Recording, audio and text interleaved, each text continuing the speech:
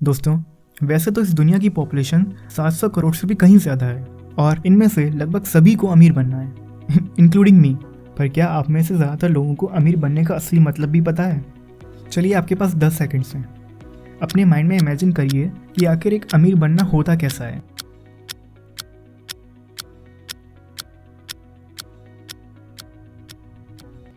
अब आप में से ज़्यादातर लोगों ने सोचा होगा कि आपका पड़ोसी बंटी अगर एक महंगी गाड़ी चला रहा है, अगर बंटी के पास एक महंगा घर है और अगर बंटी लग्जरियस वॉचेस पहनता है तो इसका मतलब यही है कि वो एक अमीर इंसान है। पर क्या आपने कभी भी बंटी के असेट्स पर ध्यान दिया था? एक मिनट, अभी असेट्स किसको कहते हैं यार?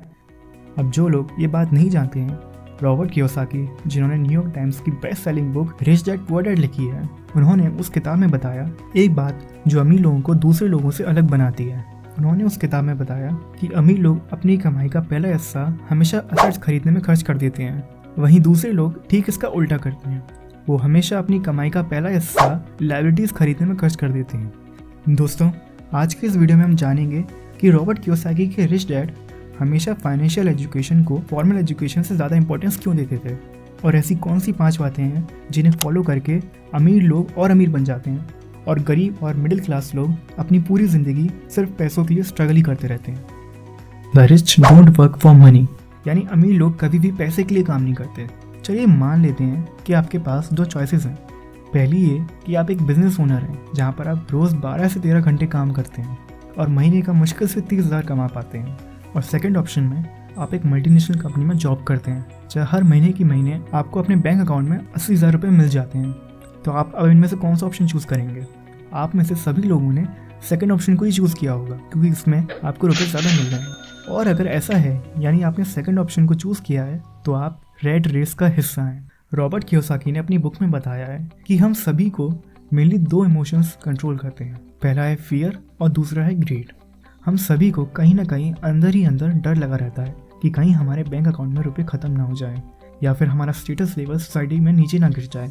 और यही डर या फियर आपको जॉब करने पे मजबूर कर देता है, जहाँ पर महीने टू महीने आपके बैंक अकाउंट में एक पर्टिकुलर अमाउंट आ जाता है जो आपको एक सेफ फीलिंग प्रोवाइड करता है। और यही महीने टू महीने पे चेक्स आपके अंदर एक ग्रीड पैदा करते हैं जो आपको मोटिवेट करते हैं कि आप और ज़्यादा मेहनत करो, ओवर टाइम करो, जिससे कि आपको प्रमोशन मिल जाए और आप ज़्यादा से ज़्यादा नई चीज़ें खरीद सको। इस पूरी साइकिल को रॉबर्ट कियोसाकी ने एक रेट रेस का नाम दिया है, जिसमें दुनिया की 99% पॉपुलेशन फंसी हुई है और बचे हुए 1% लोग अपनी ज़िंदगी में कुछ उखाड़ते हैं और मिलीनियर और बिलीनियर बन जाते हैं। पुअर और मिडिल क्लास लोग अपने इमोशंस को खुद पर हावी होने देते हैं और पूरी ज़िंदगी सिर्फ पैसे के पीछे भागने में ही निकाल देते हैं। वहीं दूसरी तरफ रिच माइंडसेट वाले लोग, जिन्हें पता है कि ये रेट रेस कभी ख़त्म नहीं होगी, वो अपना पैसा ऐसी जगह इन्वेस्ट करते हैं जहाँ पर वो पैसे के लिए नहीं, पैसे उनके लिए काम करते हैं ताकि वो अपनी लाइफ अपनी फैमिली के संग एंजॉय कर सकें। Need of financial education. अब चाहे रिच डैड हो या पुअर डैड, एक बात जो इन दोनों में कॉमन थी वो ये थी कि दोनों ही एजुकेशन को बहुत इंपॉर्टेंट मानते थे। बस फ़र्क यही था कि जहाँ पर पुअर डैड के लिए सदियों से चली आ रही फॉर्मल एजुकेशन ही सब कुछ था, वहीं पर रिच डैड के लिए फाइनेंशियल एजुकेशन ज़्यादा मैटर करती थी।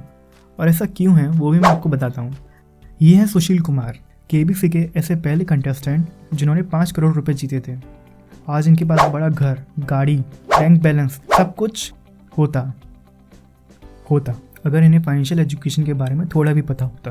5 करोड़ जीतने के बाद सुशील कुमार ने अपना सारा पैसा फालतू चीज़ों में खर्च कर दिया और आज वो वहीं पर हैं जहाँ से उन्हें शुरू किया था।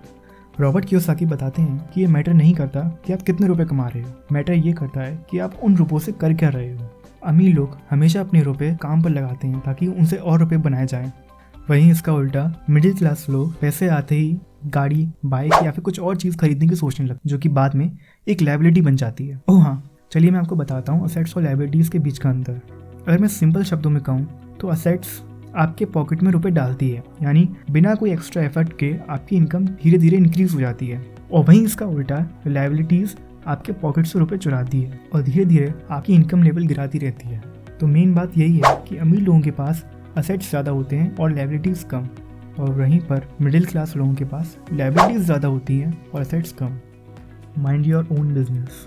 अब एक काम करना, ये वीडियो देखने के बाद गूगल पर top 20 richest person in the world search करना। उस पूरी लिस्ट में आपको एक बात कॉमन मिलेगी, वो ये कि इनमें से कोई भी अमीर अपनी जॉब की वजह से नहीं हुआ है। अब मैं ये नहीं कह रहा कि आप जॉब छोड़ दो, वैसा भी आप मेरी बात मान के तो जॉब छोड़ नहीं दोगे, पर द पॉइंट इज़ अमीर लोग जब पहले जॉब करते भी थे तब भी उस समय वो टाइम निकाल कर अपनी असेट्स पर वर्क करते थे, ताकि धीरे धीरे असेट्स से जनरेट होने वाली इनकम उनकी जॉब की इनकम से भी ज़्यादा हो जाए और उन्हें फिर वो जॉब नहीं करनी पड़े।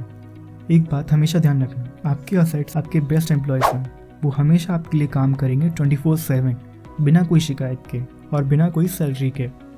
Work to learn.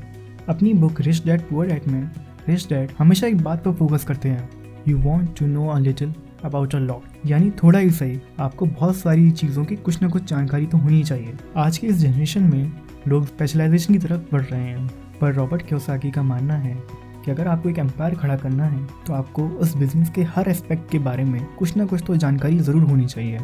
Rich mindset वाले लोगों में हमेशा एक बात कॉमन रहती है और वो ये कि वो हमेशा कुछ ना कुछ नया सीखते ही रहते हैं, जिससे उनको उनके करियर में या फिर बिजनेस में बहुत मदद मिलती है। Overcoming obstacles. आप में से ज़्यादातर लोगों ने ये कहावत ज़रूर सुनी होगी कि जितनी चादर हो उतने ही पैर फैलाने चाहिए। इसी बात पर बॉलीवुड एक्टर शाहरुख खान ने इंटरव्यू में कहा था कि आप कभी भी अपनी चादर को छोटा मत पड़ने दो, आप हमेशा अपनी चादर को बड़ा करते रहो ताकि आपको पैर मोड़ने की ज़रूरत ही ना पड़े।